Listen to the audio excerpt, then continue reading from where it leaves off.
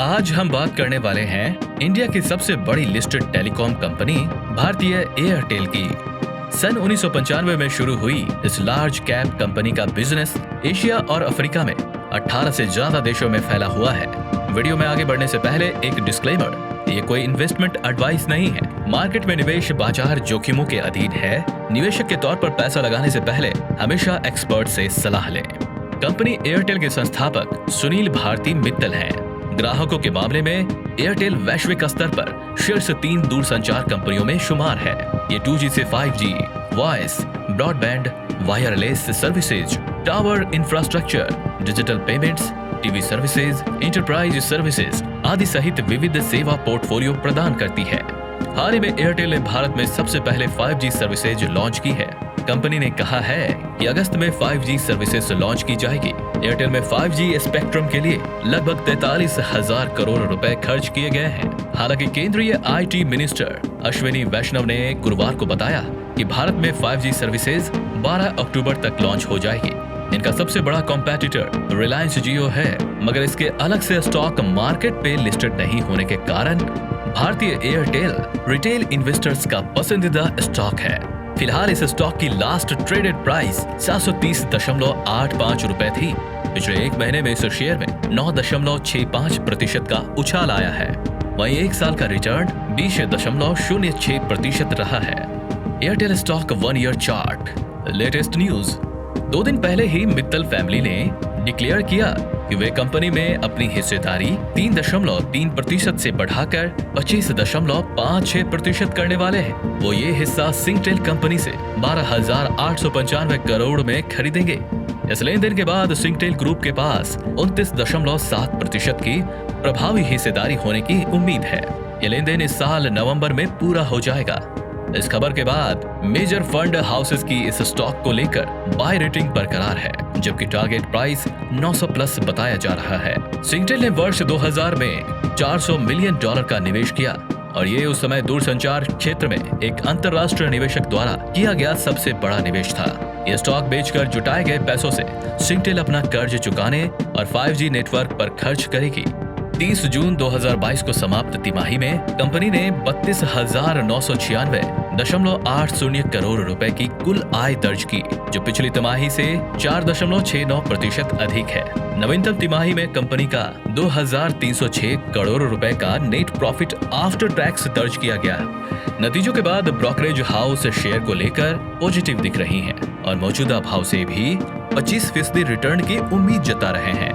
Quarterly result, all figures in crore, adjusted EPS in rupees, shareholding pattern. As of 30th June 2022, promoters 55.93%, FII 24.14%, DII 14.63%, retail 5.31%। 4,35,259 crore रुपए की market cap के साथ भारतीय Airtel देश की 11वीं सबसे बड़ी कंपनी है। मार्केट में इनका सिर्फ एक लिस्टेड कंपेटिटर है, वोडाफोन आइडिया यानी VI। 52 week high 781.80 rupee, 52 week low 573.53 rupee. PE ratio is 98.73. However, sector PE is -244.30. Low dividend yield -0.42%. Debt to equity ratio is 1.31. Airtel operates in a highly capital-intensive industry, so the entry barrier for new company is high. लेकिन इसी के साथ भारी कर्ज की समस्या भी company पर हमेशा बनी रहती है। Company positives. नंबर 1, कंपनी पिछले 5 वर्षों में 34.72% का प्रभावी औसत ऑपरेटिंग मार्जिन बनाए हुए है। Number 2, high promoter holding of 55.93%। Company negatives. Number 1, company ने पिछले 3 वर्षों में 6.23% की खराब रेवेन्यू ग्रोथ दिखाई है। नंबर 2, कंपनी पे 79,783.40 करोड़ की लायबिलिटीज है। Number 3, poor return on equity of -23% in past 3 years. Company में कई समस्या होने के बावजूद भी मार्केट में ऑलमोस्ट ड्यूओपली होने की वजह से जियो एयरटेल लॉन्ग टर्म में इसका फ्यूचर ब्राइट है। कंपनी के सब्सक्राइबर्स की संख्या लगातार बढ़ रही है, हालांकि DTH और अफ्रीका बिजनेस में कमजोरी दिखी है। ब्रोकरेज हाउस का अनुमान है कि फाइनेंशियल ईयर 2022 से 25 तक कंपनी का EBITDA CAGR 20% रहेगा। हालांकि ब्रोकरेज ने EBITDA के अनुमान में 1 से 2% कटौती की है। वेबसाइट टिकर टेप के अनुसार 93% विश्लेषकों ने सुझाव दिया है कि निवेशक इस शेयर को खरीद सकते हैं। एक ग्राहक के रूप में मुझे पिछले 8 सालों में एयरटेल की सेवाओं में कोई भी परेशानी नहीं आई और ये ट्रस्ट फैक्टर रिटेल निवेशकों को हमेशा लुभाता है। ब्रोकरेज हाउस मोतीलाल ओसवाल के मुताबिक टैरिफिक हाइक से EBITDA में तिमाही आधार पर 9% ग्रोथ रही है। ARPU में भी 10% ग्रोथ रही। इंडियन बिजनेस में मजबूती आई है और EBITDA मार्जिन बेहतर हुआ है। कंपनी ने पिछले 2 सालों में 36% EBITDA CAGR हासिल किया है। एयरटेल का मार्केट शेयर लगातार मजबूत हो रहा है। एयरटेल ने नेट 5G में 30 लाख और 50 लाख सब्सक्राइबर जोड़े हैं। मोबाइल रेवेन्यू ग्रोथ भी पीयर से बेहतर है।